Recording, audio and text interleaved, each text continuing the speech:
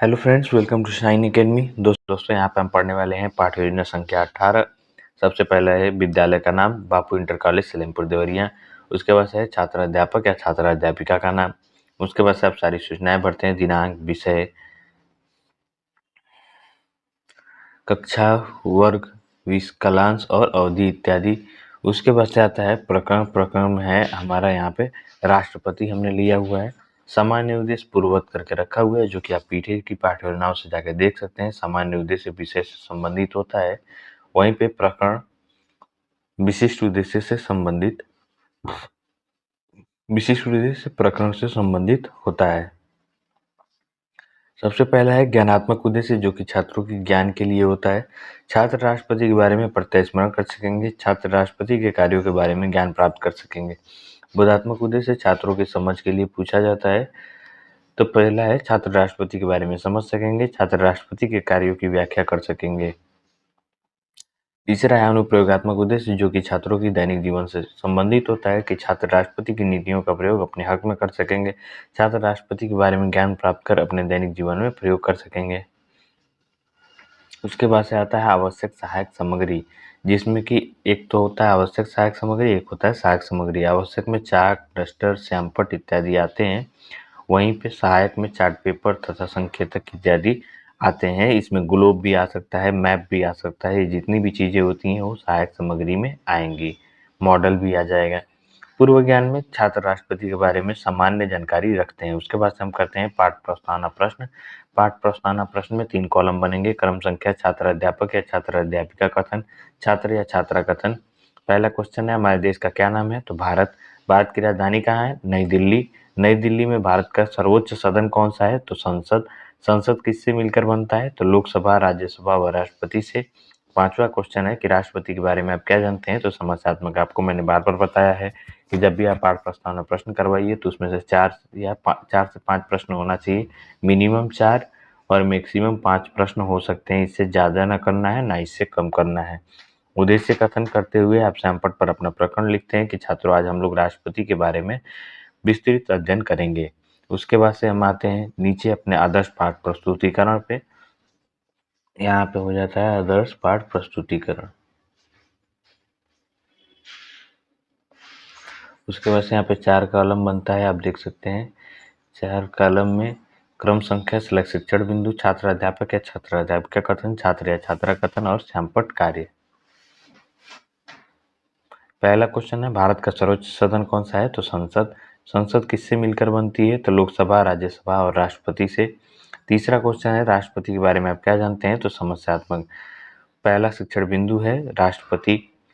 स्पष्टीकरण में भारतीय संविधान के अनुच्छेद 52 में राष्ट्रपति पद का प्रावधान किया गया है। राष्ट्रपति का पद सर्वाधिक सम्मान, गरिमा तथा प्रतिष्ठा का है। वह राष्ट्र का अध्यक्ष होता है। भारत के प्रथम राष्ट्रपति डॉक्टर राजेंद्र प्रसाद थे।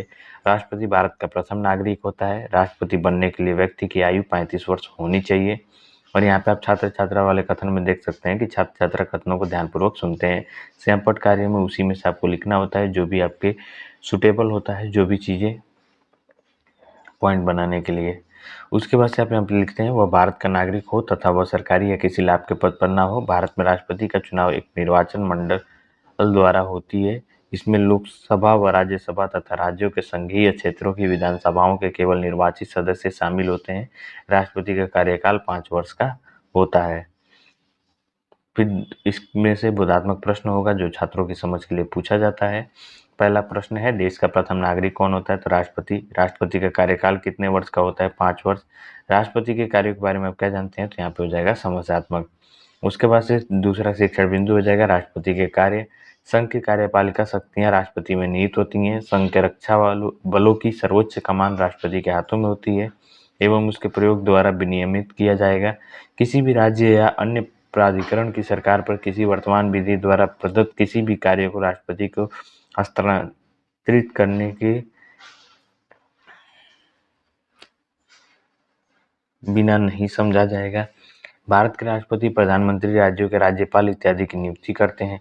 राष्ट्रपति लोकसभा एवं राज्यसभा की संयुक्त अधिवेशन बुलाते हैं। प्रधानमंत्री को शपथ भी राष्ट्रपति ही दिलाते हैं। लोकसभा के अध्यक्ष तथा उपाध्यक्ष एवं राज्यसभा के सभापति, उपसभापति की नियुक्तियां करता है। नीचे हो जाएगा बोधात्मक प्रश्न। बोधात्मक प्रश्न में आप करते हैं, संघ की कार्यपालिका शक्तियां किसके हाथ में निहित होती हैं? तो राष्ट्रपति के हाथ में। दूसरा, संघ के रक्षा बलों की सर्वोच्च कमान किसके हाथों में होती है? तो राष्ट्रपति। तीसरा, प्रधानमंत्री तथा राज्यों के राज्यपाल की नियुक्तियां कौन करता है? तो राष्ट्रपति। निरीक्षक कांड में आप लिखते हैं कि छात्र अध्यापक द्वारा कक्षा में घूम घूम कर निरीक्षक कार्य किया जाता है तथा छात्रों के व्यक्तिगत समस्या का समाधान उसी स्थान पर तथा छात्रों के सामूहिक समस्या का समाधान श्याम पट पर किया जाता है। मूल्यांकन और पुनरावृत्ति प्रश्न में आप लिखते हैं 4 से 5 प्रश्न रिवीजन के लिए। पहला प्रश्न है, देश का प्रथम नागरिक कौन होता है? दूसरा, प्रधानमंत्री की नियुक्ति तथा शपथ दिलाने का कार्य कौन करता है? तीसरा, राष्ट्रपति का कार्यकाल कितने वर्ष का होता है? चौथा, संघ की कार्यपालिका शक्तियां किसके हाथ में निहित होती हैं? पांचवा, संघ के रक्षा बलों की सर्वोच्च कमान किसके हाथ में होती है? गृह कार्य में आप देते हैं कि छात्र राष्ट्रपति के कार्यों से संबंधित चार्ट बनाकर लाएंगे। उसके बाद से आप लिखते हैं कि सुझाव या आलोचना।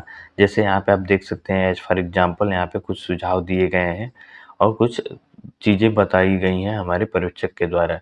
तो अगर अच्छी लगे तो प्लीज़ लाइक कीजिए, शेयर कीजिए और कमेंट कीजिए। धन्यवाद।